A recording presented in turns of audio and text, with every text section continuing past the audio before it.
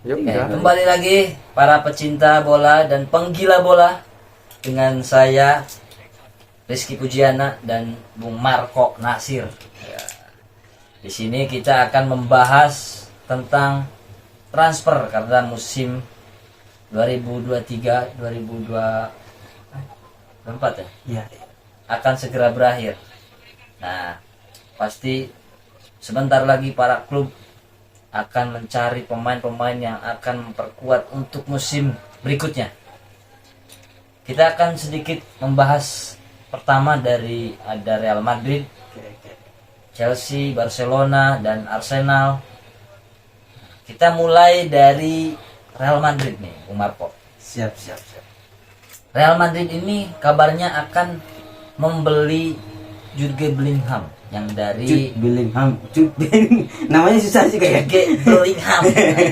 Ada Bellingham aja lah singkat Ya, biar Bellingham gampang. dari Borussia Dortmund yang baru saja mengalami kekalahan yang sangat sedih kemarin, yang gagal juara lagi.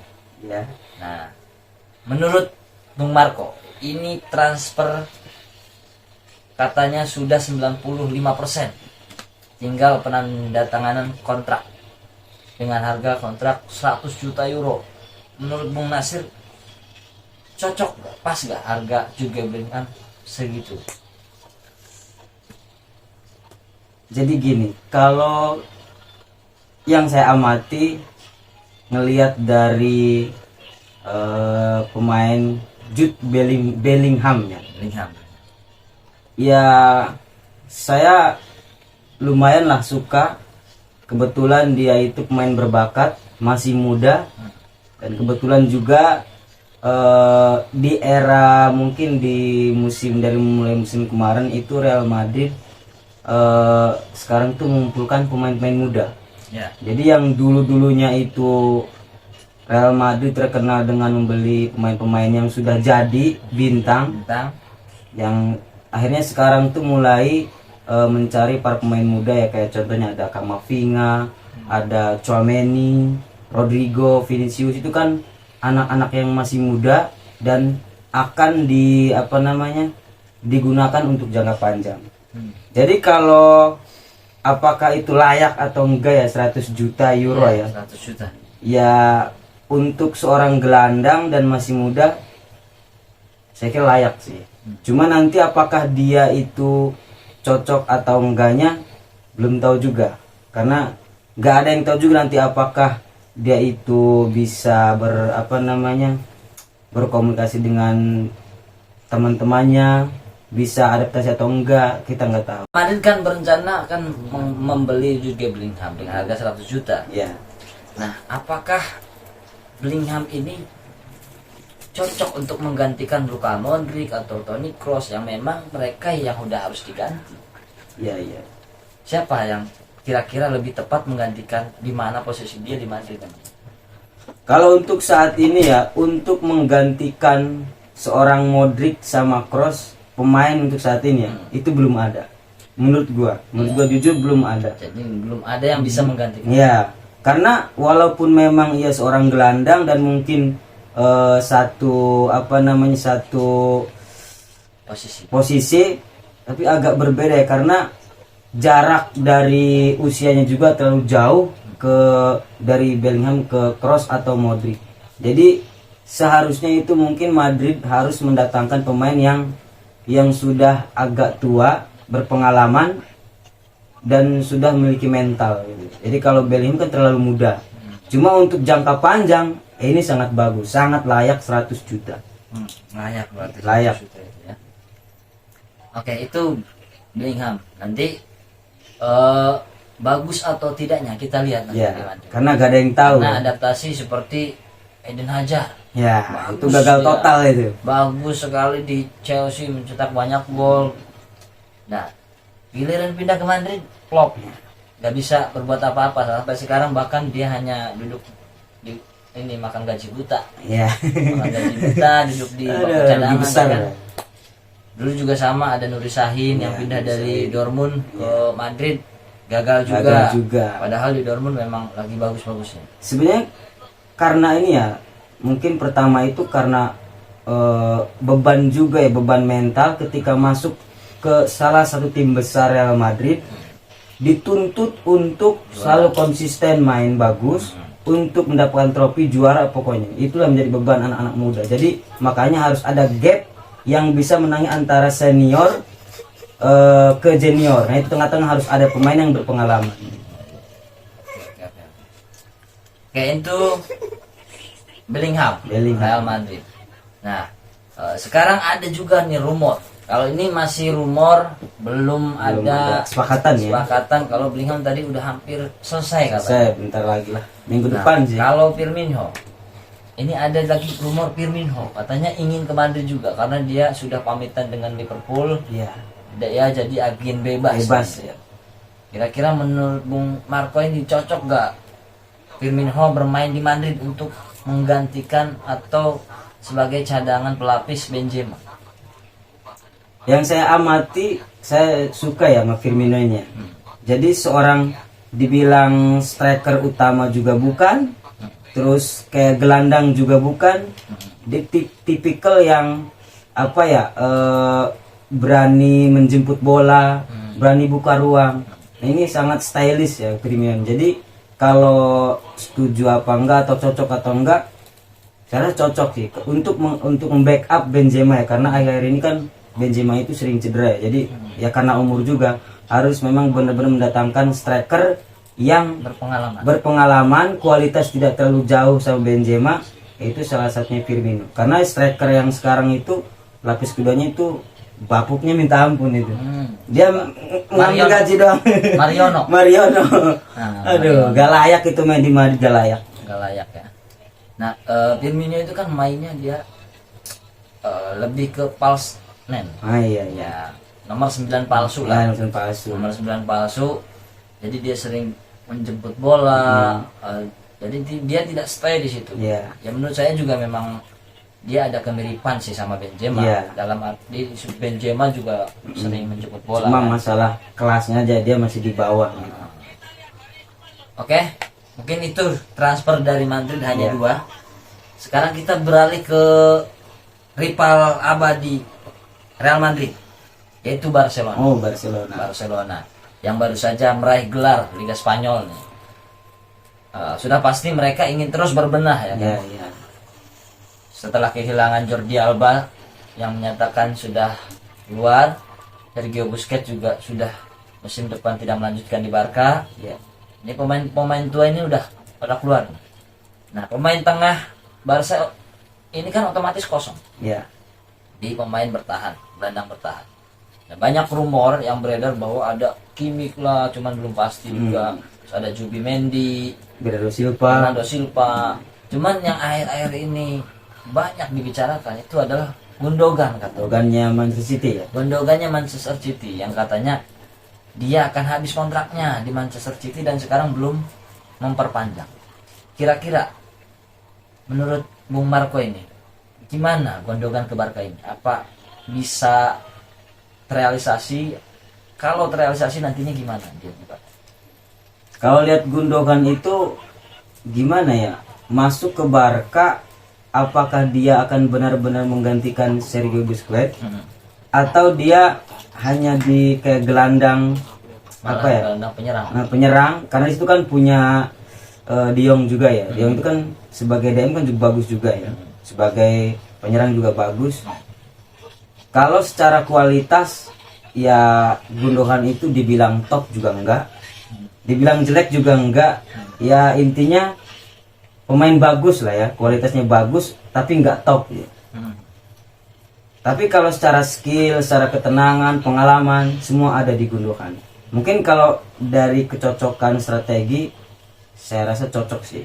Karena orangnya kayak dia tuh main bukan pakai ototnya, tapi pakai otak. Nah, biasanya kalau yang bermain sepak bola pakai otak itu masanya panjang. Ya, kayak contoh kayak Modric, Kroos, itu yang pakai otak tuh mainnya. Jadi saya rasa cocok kali. Cocok di Barca. Ya.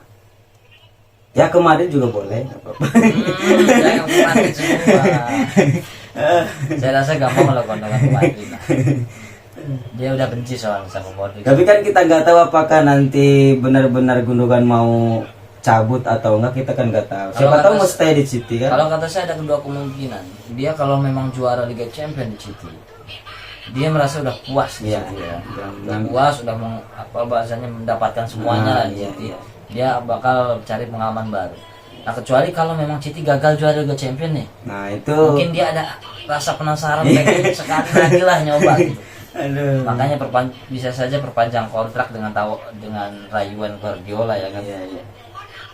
Nah itu Barcelona, itu baru itu saja sih Barcelona rumor yang ini Ya Gundogan. mudah-mudahan sih enggak sih, udah itu aja. Ah, kalau saya sebagai fans Barcelona sih berharap siapa saja yang datang tuh yang Siap. bagus mainnya. Saya nggak perlu nama besar. Tapi untuk seorang Gundogan lumayan lah untuk setahun 2 tahun ke depan ya, masih bagus lah. Nah, 2 Cukup tahun, ya. 3 tahun masih cukup. Iya, cukup. Karena si Modric juga udah 38 tahun masih Iya. bisa. Nah kalau ini terbukti kan, sebenarnya bukan pemain yang terkenalnya. Intinya Barcelona itu bisa kemarin juara hanya dengan pemain-pemain muda yang sebenarnya kita nggak tahu tuh dari awal. Iya, iya.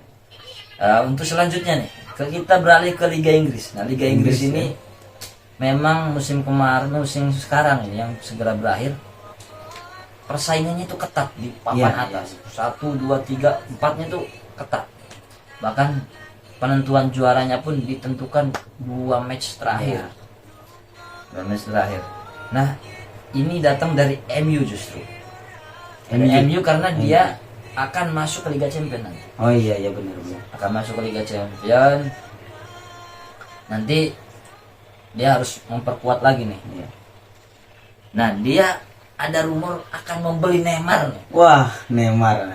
Neymar itu kan pemain yang mahal dan di PSG itu kan gak butuh duit Bang. Iya, iya. Apakah bisa nih kira-kira MU merayu Neymar untuk pindah ke Old Trafford?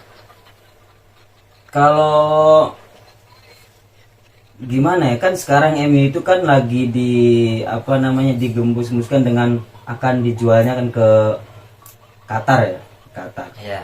Jadi kalau misalkan benar-benar terjadi MU diambil oleh Qatar, ya otomatis ya uang nggak ada serinya. Ada terus, mau beli siapapun pasti dapat, asalkan pemainnya mau atau enggak gitu. Iya. Kalau seorang Neymar ya Neymar mau dihargain misalkan 100 juta, 150 juta, saya yakin ya kalau misalkan MU benar-benar jadi diambil pemilik Qatar, bisa.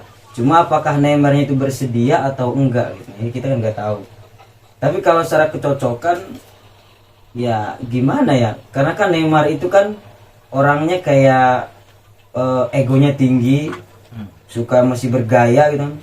Sedangkan sekarang MU kan pelatihnya itu Ten Hag yang punya karakter keras, disiplin. Nah biasanya kan orang-orang kayak yang punya ego tinggi kan dihajar, out. Contoh kayak Ronaldo kan, Ya. itu kan Ronaldo kan egonya tinggi, semaunya, akhirnya di-cut sama si Erik Ten Hag. Nah, itu apakah nanti kita lihat aja nanti kalau misalkan jadi ya, kalau masalah jadi atau enggaknya ya saya rasa mungkin mau juga kali Neymar ya ke Liga Inggris. Iya, Itu tantangan baru lah. Saya lihat kan di PSG ini pendukungnya justru pada meledek Neymar Nah sama Messi. iya, udah pokoknya udah retak ya. Neymar sama Messi justru padahal mereka berdua ini tulang punggung PSG. Yang menggendong ya. Yang menggendong PSG selama ini, yang suka sampai lolos ke semifinal PSG. Siapa kalau bukan Neymar? Iya.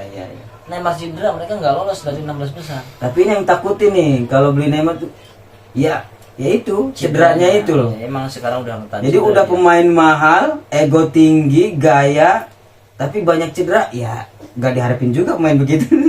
Cuma saya suka sih Neymar tuh kan, yang kita suka kan skillnya itu kan kita suka. Iya, tapi Pokoknya one of the best itu skill ya Neymar. ya. Untuk saat ini si Neymar masih paling bagus lah Iya. untuk skill ya. Mm-mm. Oke, MU semoga nanti bisa berkembang nih, siapa lagi transfer. Ya semoga jadilah biar nanti Biar persaingan Indonesia sama tuh main timnya seru ya. biar seru. Biar MU nanti Liverpool ini makin seru di papan atas. Iya. Kita lanjut lagi ke kemarin yang gagal juara nih. Siapa nih? kebo apa namanya? Gajah. Gajah Merah ya. Gajah merah, Arsenal yang gagal juara. Aduh, Arsenal. Nah, ini kan pemain inti yang membawa Arsenal sampai di puncak Senior lah gitu ya. berbulan-bulan, yang berbulan-bulan akhirnya ujungnya turun juga. Nah, berbulan-bulan itu Granit Xhaka ini gelandang bertahan punya milik Arsenal yang kebetulan musim kemarin mainnya bagus. Iya. Nah, justru malah tidak mau perpanjang kontrak, tidak bisa perpanjang kontrak lagi dan akan dijual. Katanya ada rumor bakal diganti sama siapa? Declan Rice. Iya, Rice. Ini nasi. Nah itu. Declan Rice-nya West Ham ya. Iya, Declan Rice West Ham. Menurut Bung Nasir, apa nggak cukup dengan Jorginho dengan partainya berdua? Apa emang harus beli ini Rice ini? Saya rasa emang nggak cukup ya, karena yang membuat Arsenal itu gagal juara itu kan kedalaman skuad. Jadi benar-benar itu sangat sedikit ya. Udah sama pemain intinya aja itu pemainnya mediocre, pas-pasan. Nggak ada satupun pemain Arsenal yang disebut bintang pemain, nggak ada. Ya mungkin adanya kayak Odegaard, Bukayo Saka, itu pun belum bintang, masih dikatakan pemain bagus lah. Karena memang kan Arteta juga bilang bahwa itu kan suka menjadi alasan bahwa ketika timnya kalah tuh tim termuda gitu. Sebenarnya kan salah sendiri. Orang kan harus gimana caranya biar di situ bukan muda semua tapi ada seniornya untuk memimpin gitu kan. Nah ini kan Saka sebagai leader ya, kapten ya. Sedangkan kaptennya aja ya, pemain biasa-biasa aja tuh. Iya. Jadi ya kalau pindah juga ya sebenarnya gak masalah juga, karena mungkin dia udah lama ya termasuknya. Lama udah Dari tahun 2015-an lah ya. Sebenarnya kan kalau masalah klub, bicara klub, ini bukan mudah-mudahan. Iya. Itu kan bagus-bagusan. Iya, Kualitas kualitas bagus, terus dia harus menang terus tiap minggu, nanti biar jadi juara. Iya. Bukan pamer pemain muda sebenarnya. Iya. Mau pamer kita tuh rata-ratanya muda, nggak perlu itu. Nah, ini mungkin Arsenal patut kita tunggu siapa lagi yang akan mereka beli, karena mereka sekarang ini bersaing di papan atas, di papan bawah. Juara mendekati City lah. Iya. Dia sudah memperpanjang kontrak Saka. Iya. Saka hitam. Bukayo Saka.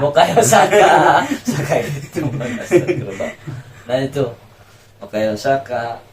Nah ini kita patut tunggu lagi nih apa perkembangan Arsenal, siapa yang akan dibeli. Tapi kalau kecocokan ya saya rasa cocokkan dia kan sebagai DM ya. DM nanti kan ada dua di situ, ada tergantung apakah sama partai atau sama Jorginho kan. Bisa aja. Cuma yang kurang itu kan Arsenal itu kan di back ya. Di back itu kan lemah Back banget tengah, ya. Mau nggak mau dia harus back tengah, back sayap juga masuk kita. ya semuanya kayaknya, semua lini kayaknya. Back kiri Iya. persis hanya Zinchenko aja yang bagus. Tengah udah lumayan lah, tengah ada di situ kan ada Emil Smith-Rowe, ada Odegaard, Sama masih ada Piera itu sih Olivier Piera yang tusuk gigi katanya. harus dijual sih. Piera apa tuh? Aduh. Ganti aja sama pemain dari Barcelona tuh. Ada Pablo Torre tuh. Gak apa-apa diibahin. Saya ini rela tuh.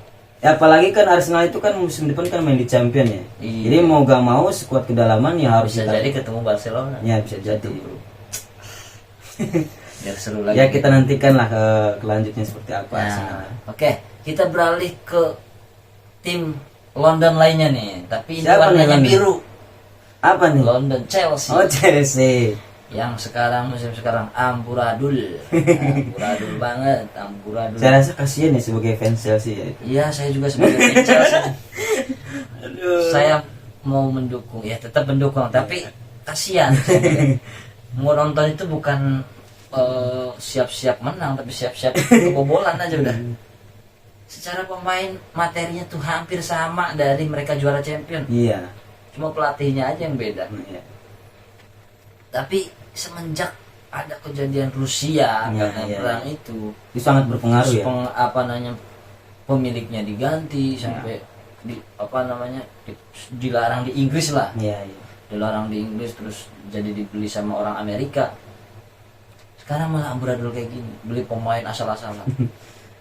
Nah, ini saya nggak mau bahas pemainnya dulu nih. Soalnya pemainnya ini transfernya udah parah nih. Dia udah terlalu banyak ya. Terlalu banyak. Dia udah beli semua pemain sayap, dia beli. Tapi striker enggak. Semua pemain muda yang kelihatan katanya bagus, katanya doang beli. Nah, ini karena transfer kedepannya bakal ditentuin sama pelatih baru. Iya, iya. Pelatih barunya yaitu Pochettino yang katanya bakal sebentar lagi datang ke Stamford Bridge. Nah, Pochettino itu kan di Tottenham dulunya. Waduh, nggak, kok saya bingung kenapa dia menurut Bung Marco. Mungkin gini Kenapa ngambil Pochettino gitu? Padahal itu pilihan tuh ada. Mungkin gini ya, Todd Boehly itu sebagai pemilik Chelsea mungkin lihat pertimbangan juga ya. Sebenarnya kan kemarin dirumorkannya itu kan antara Luis Enrique sama siapa pelatih Munchen tuh kemarin?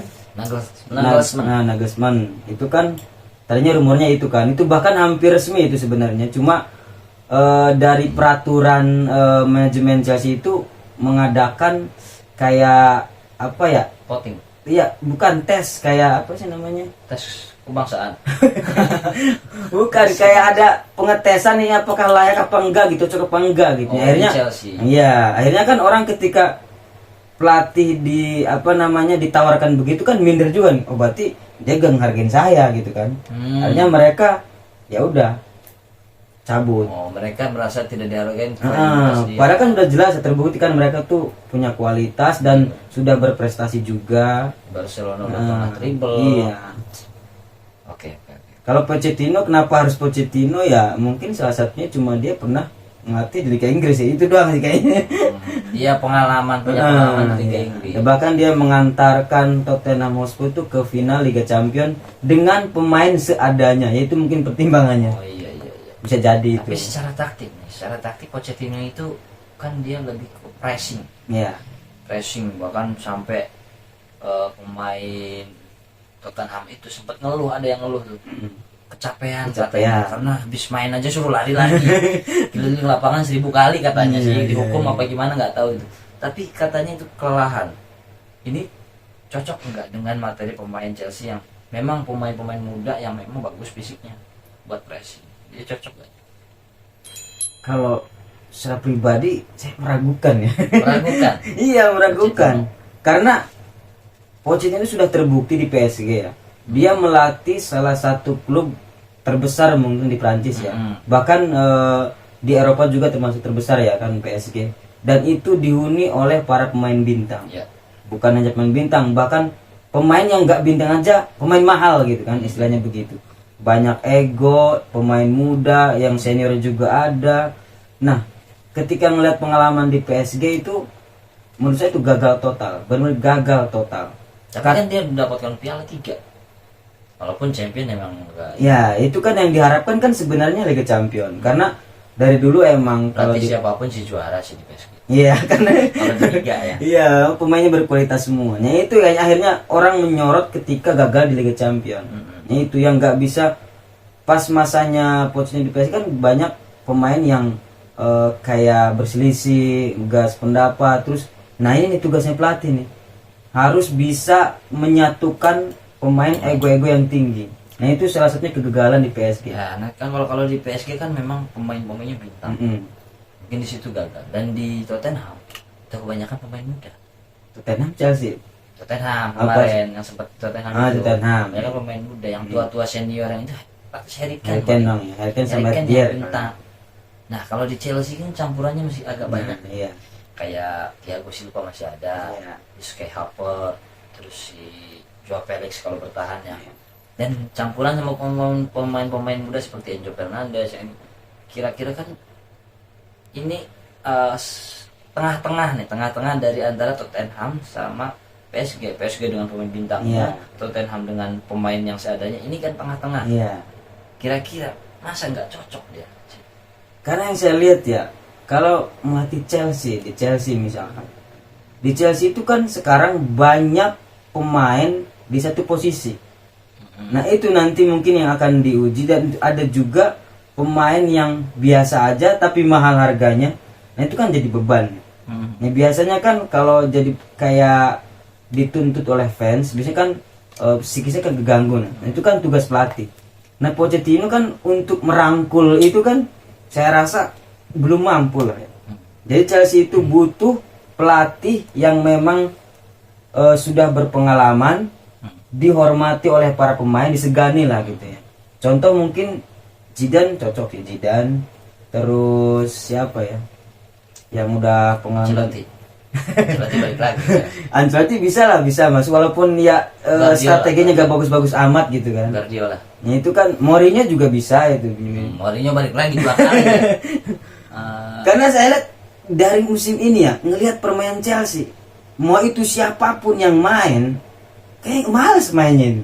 Ya. Gak ngerti lagi. Memang mereka udah malas karena jauh apa yang mereka perjuangin juga ya. Ditambah pelatihnya Lampard juga hanya sebulan. Iya. Hanya seberapa bulan? 2 bulan dan jadi mereka udah gak ngarepin apa-apa lah bahasanya. Nanti malah nunggu nih pelatih datang yang baru dengan taktik yang baru mereka akan semangat mungkin ya. Tapi kita gak bisa menilai secara dari sekarang Pochettino di Tottenham, Pochettino di PSG bagaimana. Kita nggak bisa langsung plug menilai di Chelsea bakal gagal. Patut ditunggu bagaimana kelanjutan Pochettino di Chelsea. Ya, saya sebagai fans City ya enjoy aja lihat pelatihnya nih. Mau sampai mana nih Chelsea nih ke depan. Kalau saya yakin sih Pochettino bisa lah membawa Chelsea minimal bersaing lah di papan atas lagi. Walaupun untuk musim pertama sulit untuk juara karena pemainnya masih berantakan. Karena sebenarnya dari kualitas pemain nggak jelek-jelek amat ya. Iya, tapi kedalaman skuad bagus. Cuma itu untuk menyatukan kayak gimana strategi ngepas buat mereka gitu. Kita kan bakal seru sih nanti musim depan pasti MU juga mulai bangkit. Chelsea juga perlahan-lahan mulai bangkit ditambah sama Newcastle pendatang baru, Arsenal dan itu jangan diremehkan itu Newcastle. Nah ini 5 ini bakal seru nih nanti di Liverpool jangan lupa. Liverpool juga begitu-gitu udah mulai naik lagi nih. Telat panas nih. Oke, mungkin obrolan kita sampai situ aja. Kita nanti akan bicarakan lagi update transfer berikutnya, siapa yang udah resmi dan siapa yang gagal dapat. Siap. Oke, cukup sekian. Mungkin terima kasih Bung Marco Nasir. Oke. Sampai jumpa lagi di kesempatan berikutnya. Salam gila bola. Salam olahraga.